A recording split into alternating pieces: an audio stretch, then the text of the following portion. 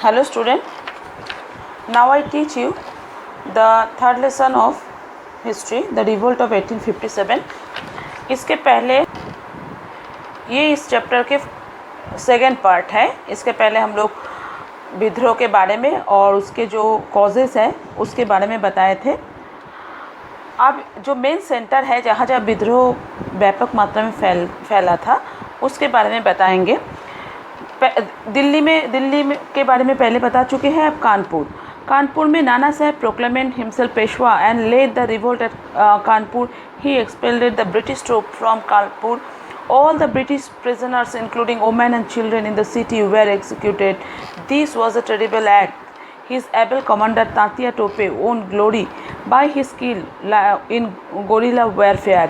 Forces under General Havelock took terrible vengeance on the rebels for the murder of the European. They were executed or blown to pieces by cannons. Nana Sahib was able to escape to Nepal. Kanpur में विद्रोह का नेतृत्व दिए थे नाना साहेब। वो अपने आप को पेशवा घोषित कर दिए थे और अपने जो वाहिनी था, सेना वाहिनी था, उसके द्वारा ब्रिटिश वाहिनी को कानपुर से हरा दिए थे। लेकिन जो हैवलॉक जनरल थे ब्रिटिश वाहिनी के, वो इसके प्रतिशोध लिए थे और वो दोबारा नाना साहेब के जो वाहिनी है उनको हरा के और बहुत बर्बरता के साथ इस विद्रोह को रोक दिए थे। और जो यूरोपियंस को नाना साहब की तरफ से मारा गया था उनका प्रतिशोध लिए थे। नाना साहब गोरिल्ला वारफेयर के द्वारा जो छुप के वार किया जाता है उसके तहत वो लड़ाई कर रहे थे ब्रिटिशों के साथ, लेकिन आखिर में वो सफल नहीं हुए। हैवलॉक इस विद्रोह को दमन कर लिए और जितने भी लोग थे उन लोगों को फांसी में लटका दिए थे और कुछ लोगों को तोप के सामने खड़ा करके मार डाले थे। नाना साहब चले गए थे नेपाल में भागकर। कानपुर के बाद लखनऊ में विद्रोह हुआ था, उसके बाद झांसी में, बिहार में। लखनऊ विद्रोह का जो नेतृत्व दिए थी वो बेगम हजरत महल थे। वो अपने जो पुत्र थे उसके प्रतिनिधित्व कर रही थी। Rebel soldiers were assisted by the disbanded soldier of the Awadh. The English were defeated. इस बेगम हजरत महल जो अवध के जो सेना जिसको निकाल दिया गया था, जो राजा के जो सेना थे ब्रिटिश द्वारा, उन सेनाओं को लेकर वो लड़ाई किए थे और ब्रिटिशों को पराजित भी किए थे। The general soldier and the civilian entered the residency building and held it for the long. Lucknow was reoccupied by 1858 by British forces under the leadership of General Campbell. लेकिन इधर भी जनरल कैंपेबल और general garrison के नेतृत्व में जो British के जो किला था, रहने के जो जगह था, उसको जो हजरत महल कब्ज़ा कर ली थी, उसको छुड़ा लिया गया था लखनऊ में। और आखिर में मजबूर होकर बेगम हजरत महल नेपाल भाग गई थी। झांसी के जो रानी है, one of the greatest leader of the revolt of the Rani of Jhansi, she, like a true heroine, fought against the British forces under the Sir Hugh Ross. Stories of her bravery and courage still inspire the people of India. Jhansi के जो रानी थी, रानी लक्ष्मीबाई, उनके जो साहसिकता है उसका निदर्शन और उसका कहानी अभी तक लोगों के द्वारा बताया जाता है। और वो जो सर ह्यूज रोज थे ब्रिटिश फोर्सेस के जो नेतृत्व कर रहे थे, उनके साथ बहुत ही साहस के साथ वो लड़ाई की थी। She held on to her fortress and defend each house and street. वो अपने किले को भी बचाने में समर्थ हुई थी और जो घर द्वार सबको वो बचाए थे अपने एरिया के. However when all the chances of the victory had ended, the Rani escape and joined Tatya टोपी. बहुत साहसिकता के साथ लड़ाई करने के बाद भी जब वो हारने लगी तब वो भाग के चली गई थी कालपी में तात्या टोपे के पास और उनके साथ वो एक साथ होकर फिर ब्रिटिशों के विरुद्ध लड़ाई करने लगी. इंग्लिश जनरल सर ह्यूज रोज फॉलोड हार्ट. लेकिन इंग्लिश जनरल जो ह्यूज रोज थे वो रानी के पीछा करते हुए वहाँ भी पहुँच गए. Their combined forces was defeated and the Gwalior by Hugh Rose. Tatya Tope और रानी लक्ष्मीबाई के जो मिलित जो वाहिनी था उसको ह्यूज रोज पराजित कर दिए थे. Their combined forces defeated at the Gwalior by और ग्वालियर में वो लोग हार भी गए थे. The Rani died on 17 June 17 जून को रानी ख़त्म हो गई थी, मारा गई थी। 17 जून को रानी लक्ष्मीबाई को मार डाला गया था और उसके साथ साथ उनके जो साहस का वो परिचय दी थी वो भी ख़त्म हो गया था। बिहार में कुंवर सिंह जो जिसके एज 18 इयर्स के थे, उसके नेतृत्व में ज़मींदार और जो जागीरदार थे वो लोग विद्रोह किए थे। Was an 18 years of old chiefman Chieftain Kunwar Singh, a discontented zamindar and Jagdishpur in Bihar, was the chief organizer of the revolt of Bihar। ये एक बिहार के नेतृत्व विद्रोह का नेतृत्व दिए थे कुंवर सिंह। उनका एज सिर्फ 18 साल के ही थे। ही defeated the British forces eight many places. वो बहुत सारे जगहों पे ब्रिटिश बाहिनी को पराजित कर दिए थे। बाद में वो नाना साहब के साथ मिलित होकर ब्रिटिशों के विरुद्ध लड़ाई किए थे और 1858 के अप्रैल में लड़ाई करते हुए उनका मृत्यु हो गया था। उसके बाद ब्रिटिश लोग इस विद्रोह को बहुत बुरी तरीके से और बहुत निर्ममता के साथ इस विद्रोह को रोक दिए थे। It took the British the suppression of the revolt. It took the British by surprise to find out the extent of the popular support that the revolt enjoyed. Both soldier and civilian population but up a fierce resistance. When the British tried to crush the revolt, they had to be wars of vigorous and restless war, not only against the soldier who had mutinied, but against the people of Delhi, Awadh, north-western provinces, Agra, central India and western Bihar. इस विद्रोह को रोकने के लिए बहुत बर्बरता के परिचय ब्रिटिश लोग दिए थे। सिर्फ वो लोग जो लोग विद्रोह किए थे, जो विद्रोह के साथ एकदम सरासरी मतलब बहुत नज़दीक से जुड़े हुए थे, सिर्फ उन लोगों को बर्बरता से नहीं मारे थे। साथ में अवध के, दिल्ली के, सेंट्रल इंडिया, आगरा के, वेस्टर्न बिहार के जितने भी लोग थे उन लोगों के ऊपर भी वो लोग बहुत अत्याचार चलाए थे और उन लोगों को निर्ममता से हत्या किए थे। It was ironic that the every soldier who had mutinied on the question of being asked to use cartridge greased with cow or pig grease were willing to use the same cartage in order to fight their British army। बहुत निर्मम तरीके से लोगों के ऊपर अत्याचार चलाया गया था और उन लोगों को मार डाला गया था। आखिर में इस विद्रोह को ब्रिटिश सरकार रोकने में सफल हो गए थे। British decided to suppress this powerful revolt with great severity. Delhi was recaptured in September 1857। 1857 के सितंबर को ब्रिटिश सरकार फिर दोबारा दिल्ली को अपने कब्जे में कर लिए थे और बहुत तीव्रता के साथ, बहुत ज़्यादा भयंकर तरीके से विद्रोह को रोक दिए थे। Bahadur Shah was sentenced to life imprisonment. He and his wife was sent to prison in Rangoon. Bahadur Shah को आजीवन कारादंड दे दिया गया था और उनके पत्नी को रेंगून में भेज दिया गया था कैद खाने में। Lakshmibai was defeated and killed in June 1858. Tatya टोपी escaped to jungles in central India and continued to fight a guerrilla war. Tatya टोपी भाग गए थे और वो मध्य भारत के जो जंगल है वहाँ पे रह के वो गोरिल्ला वारफेयर, छुप के वार करने वाले तरीके से ब्रिटिशों के विरुद्ध लड़ाई चला रहे थे। रानी लक्ष्मीबाई ख़त्म हो गई थी। He was captured and kill. लेकिन आखिर में तात्या टोपी को भी पकड़ा गया था और उसको मार डाला गया था। The British burn the villages and down the entire villages, massacring villages and publicly hanging the rebels. British सरकार गाँव को जला दिए थे और जितने भी गांव वाले थे उन लोगों को फांसी में लटका दिए थे और ख़ास करके जो विद्रोह के साथ जुड़े हुए थे उन लोगों को भी फांसी में लटका दिए थे। इस विद्रोह के कॉजेज तात्या टोपी उन्हें भी मार दिया गया था और रानी लक्ष्मीबाई उन्हें भी मार डाला गया था। तो ऐसे करके इस विद्रोह में नेतृत्व देने वाले जितने लोग हैं उनको रोक दिया गया था।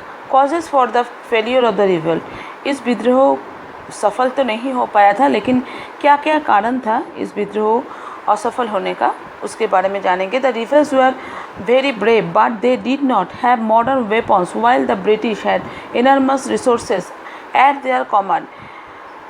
जो विद्रोही थे वो बहुत साहस से वो लोग लड़ाई तो किए थे, लेकिन उन लोगों के पास कोई आधुनिक हथियार नहीं थे जो ब्रिटिशों के पास था। Moreover, the rebels group did not have a common plan or action or centralized leaders। और इस विद्रोह को नेतृत्व देने के लिए कोई मजबूत नेता नहीं थे और ना कोई मजबूत इन लोगों का एकदम सुनिश्चित कोई प्लान इन लोगों का था, कोई परिकल्पना भी नहीं था जिसके तहत किस तरह से इस विद्रोह को नेतृत्व दिया जाए और किस कैसे इस विद्रोह को सफल किया जाए।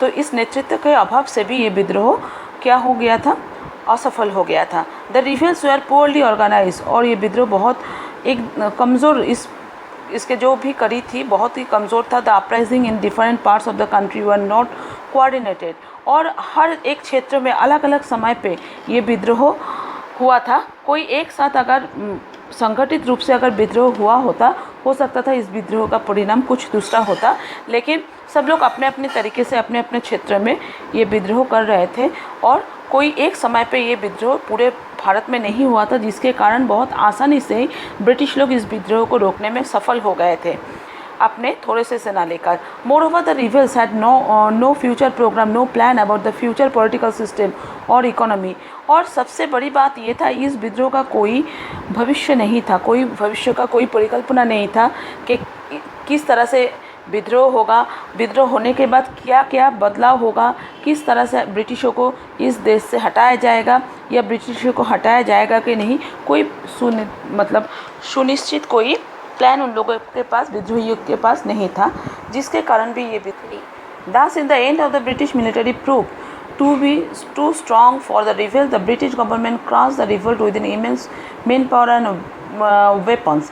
आखिर में ये विद्रोह ब्रिटिश लोग अपने जो सेना बाहिनी थे, जो लोग बहुत ज़्यादा सुसज्जित थे अपने हथियार द्वारा और बहुत शक्तिशाली भी थे और इन लोगों के पास सही प्लान भी था, उसके द्वारा इस विद्रोह को रोक दिए थे। The revolt of the 1857 is definitely A turning point of the Indian history, लेकिन ये विद्रोह एक बहुत बड़ा टर्निंग पॉइंट था भारतीय इतिहास में। The British parliament pass an act 1858 and the power was shifted from the East India Company to the British Crown. Now the British government accepted directly responsibility for the ruling.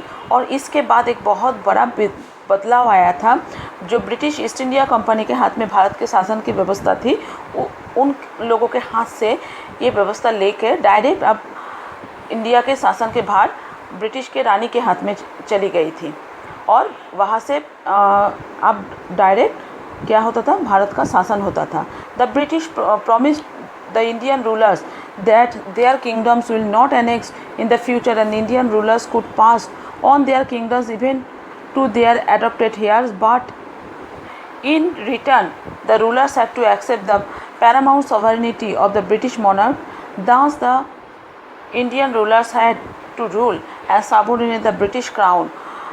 इसके बाद इस विद्रोह के बाद ये घोषणा किया गया था कि ब्रिटिश जो भारतीय राजा के राज्यों को अपने कब्जे में कर ले रहे थे, वो लोग आगे से ये नहीं करेंगे और जो भी राजा अपने खुद के पुत्र नहीं थे, दत्तक पुत्र लेकर अपने राज को शासन कर रहे थे, उनका राज्य भी नहीं छीना जाएगा, लेकिन बशर्ते एक बात उन लोगों को करना पड़ेगा, एक बात मानना पड़ेगा ब्रिटिशों का, वो ये था कि ब्रिटिशों के बाहिनी उन लोगों के राज्य में तैनात रखना पड़ेगा और ब्रिटिश के अधीन उन लोगों को रहना पड़ेगा। The British also decided that they would not interfere the religious and the social practice of the people of India. और ब्रिटिश ये भी स्थिर किए थे कि आपसे वो लोग भारतीय किसी भी भारत के जो किसी सामाजिक विषय और धर्मीय विषय के ऊपर किसी भी तरह से वो लोग हस्तक्षेप नहीं करेंगे। It was also decided that the number of the European soldier would increase in the army soldier of the Awadh, Bihar and central India who had taken part the revolt in 1857 were no longer taken in the army. On the other hand, Sikh, Gurkhas and Pathans who were arrested in the supervision of the revolt were recruited in the army in large number. और ये घोषणा किया गया था आपसे भारतीय बाहिनी को, भारतीय सेनाओं को ज़्यादा मात्रा में इंडियन ब्रिटिशों के बाहिनी में स्थान दिया जाएगा और जो विद्रोह के साथ जैसे अवध के, बिहार के और मध्य भारत के जो सेना जुड़े हुए थे, उन लोगों को दोबारा सेना में शामिल नहीं किया जाएगा, लेकिन जो सिख, गुरखास लोग थे, पठान्स लोग थे, उन लोगों को बहुत ज़्यादा मात्रा में ब्रिटिश बाहिनी में उन लोगों को नियुक्त किया जाएगा। However, the revolt was the first great struggle of the Indians for freedom from the British domination. ये ये जो विद्रोह था ये भारत के इतिहास में एक बहुत महत्वपूर्ण इसका भूमिका था, क्योंकि इसको भारत के पहला स्वतंत्रता का लड़ाई कह सकते हैं। Indians for the freedom from the British domination, the heroic and patriotic struggle of 1857 continued to inspire the Indians in the latter years of the freedom struggle। और ये विद्रोह भारत के आगे आने वाले जितने भी भारत को स्वतंत्र करने के लिए जितने भी आज़ादी का जितना भी लड़ाई हुआ था उसमें ये विद्रोह बहुत ज़्यादा मात्रा में आज़ादी के लड़ाई में ये विद्रोह अनुप्रेरणा का संचार किया था। नेचर ऑफ द रिवोल्ट, बहुत इस विद्रोह के जो नेचर है उसको लेकर बहुत सारे विवाद बना हुआ है। कुछ लोग, कुछ इंग्लिश राइटर्स कहते हैं ये सिर्फ एक सिपाही का विद्रोह है, लेकिन जो मॉडर्न हिस्टोरियंस हैं ये इसको सिर्फ सिपाही का विद्रोह नहीं मानते हैं। वो लोग ये मानते हैं कि ये विद्रोह सिर्फ कुछ सिपाहियों का नहीं है, कुछ सिपाही द्वारा ये विद्रोह ज़रूर शुरू हुआ था, लेकिन इसके साथ सामाजिक, अर्थनैतिक, राजनैतिक और धार्मिक बहुत सारे कारण जुड़े हुए थे। साथ में सेनाओं का जो आक्रोश है, असंतोष है, वो भी विद्रोह में जुड़ा हुआ था। और इस विद्रोह में सबसे पहले समाज के हर वर्ग के लोग हिस्सा लिए थे, चाहे वो साधारण लोग हो, किसान हो, चाहे वो राजा लोग हो, सभी लोग इस विद्रोह में एकदम स्वतःस्फूर्त तरीके से हिस्सा लिए थे। इसीलिए भारतीय जो मॉडर्न हिस्टोरियंस है इस विद्रोह को सिर्फ एक सिपाही का विद्रोह नहीं मानते हैं। ये जो मॉडर्न हिस्टोरियंस है इस विद्रोह को भारतीय स्वतंत्रता संग्राम का एकदम पहला स्टेप मानते हैं। The struggle was limited mainly in the northern and central India. सिर्फ ये विद्रोह कुछ ही जगह पे लिमिटेड था, ये सही है, लेकिन ये विद्रोह पूरे भारतीयों को अपने अंदर ये जोश लाने में सक्षम हुए थे कि आप ब्रिटिश शासन से हम लोगों को आज़ाद होना चाहिए और ब्रिटिश शासन से हम लोगों को बाहर निकलना चाहिए, क्योंकि ब्रिटिश शासन के ऊपर जो एक सबके एक बहुत ज़्यादा विश्वास सबका था, वो विश्वास टूट गया था। और इस विद्रोह के बाद जो सिख्स के जो आर्मी पंजाब, फिर जो गुरखास लोग थे, उन लोगों के सेना बाहिनी को इस विद्रोह में बहुत ज़्यादा हिस्सा लेने के लिए मजबूर। State of six chief of the Punjab and the some Rajput rulers actively supported the British. Sikhs, Punjab के जो सिख लोग हैं और जो राजपूत रूलर्स थे वो लोग ब्रिटिश को सपोर्ट किए थे। The civilian population stood up in open revolt at a few places only. और जो सिविलियन थे, साधारण जो लोग थे, वो लोग भी विद्रोह जो ब्रिटिशों का साथ भी दिए थे और कुछ लोग एकदम निरपेक्ष थे। However, we cannot also ignore the facts of the history. The Hindus and the Muslim planned to put on the throne a Muslim ruler and vote to drive the English out of the country. Their ideas of the nationalism may not stand the test of the modern national concept, but who can deny their sense of patriotism? They fought heroically for them. It was under various social, religious and economic justice. ये विद्रोह के द्वारा बहुत सारे सामाजिक, राजनीतिक और धार्मिक परिवर्तन हुआ था और बहुत सारा न्याय भी मिला था। और हिंदू मुस्लिम मिलकर भी इस विद्रोह में साथ दिए थे, लेकिन ये भी है कि सब लोग एक साथ इस विद्रोह में शामिल नहीं हुए थे, लेकिन तो भी इस विद्रोह का बहुत ज़्यादा महत्व है। और इस विद्रोह के जो रिज़ल्ट हुआ था उसके द्वारा ब्रिटिश ईस्ट इंडिया कंपनी के हाथ से डायरेक्ट ब्रिटिश इंग्लैंड के जो ब्रिटिश शासन है उनके हाथ में शासन चला गया था, रानी के हाथ में। और वो लोग वायसरॉय को भेजते थे, गवर्नर जनरल को। The revolt mark the end of the east India company rule. इस विद्रोह के बाद ईस्ट इंडिया कंपनी के रूल भारत में ख़त्म हो जाता है। And the British crown took over the administration of British Indian territories in 1588। और जो इंग्लैंड के रानी है उनके हाथ में ब्रिटिश शासन व्यवस्था चली जाती है। The A cabinet rank minister called secretary of the state of India was put in charge of the British political affairs in India. और एक सेक्रेटरीज ऑफ स्टेट को एक कैबिनेट मिनिस्टर का एक रैंक बना दिया जाता है, उन लोगों का एक ग्रुप बनाया जाता है। वो लोग अब भारत में ब्रिटिश शासन का देखभाल करेंगे और वो लोग अपने काम के लिए ब्रिटिश पार्लियामेंट के पास आंसरेबल रहेंगे। जवाबदेही उन लोगों को पार्लियामेंट में करना पड़ेगा। The governor general under a company become known as the viceroy. और जो गवर्नर जनरल है उसको वाइसरॉय करके वाइसरॉय बना के भेजा गया है। और उस वाइसरॉय की जिम्मेदारी था स्टेट जो और जो गवर्नर है उसको वाइसरॉय बना के आप इंडिया में भेजा जाता था और वो वही वाइसरॉय ब्रिटिश पार्लियामेंट में जवाबदेही करने में मजबूर थे। Lord Canning last governor general थे जिनको फिर फर्स्ट वाइसरॉय करके भेजा गया था ब्रिटिश एडमिनिस्ट्रेशन के तरफ से। एट ए दरबार gathering held in the Allahabad 1 नवंबर 1858 और इसके बाद से जो नया शासन शुरू हुआ उसके तहत आप जो ज़मींदार था उन लोगों की ज़मींदारी फिर से लौटा दिया गया था और उन लोगों को जो पहले उपाधि मिलते थे बड़े बड़े, तो उन उपाधि को दोबारा उन लोगों को लौटाया गया था। उन लोगों को ऊपर बहुत ज़्यादा दबाव नहीं दिया गया था और ब्रिटिश ये भी प्रॉमिस किए थे भारत के सामाजिक और राजनीतिक और ख़ास करके धर्मीय विषय में वो लोग और हस्तक्षेप नहीं करेंगे और कोई भी जो देशीय राजा है उनको वो लोग ज़बरदस्ती वो लोग अपने कब्ज़े में नहीं करेंगे। और ऐसे करके एक नया शासन भारत में शुरू हुआ था। जो ब्रिटिश बाहिनी थे जिसमें पहले भारतीय लोगों को बहुत ज़्यादा स्थान नहीं दिया जाता था, उन लोगों का संख्या कम था, अब उस संख्या को बढ़ाया जाने लगा। सिख, गुरखा, पठान, राजपूत, जाट इन लोगों को मिलिट्री बाहिनी में, ब्रिटिश मिलिट्री बाहिनी में ज़्यादा मात्रा में इन लोगों को नौकरी दिया जाने लगा और ऐसे करके एक नया शासन शुरू हुआ। ये विद्रोह ज़रूर असफल हुआ था, लेकिन ये विद्रोह एक नया दौर था जिसके तहत भारत में एक आज़ादी के लिए लड़ाई धीरे धीरे शुरू हो रहा था।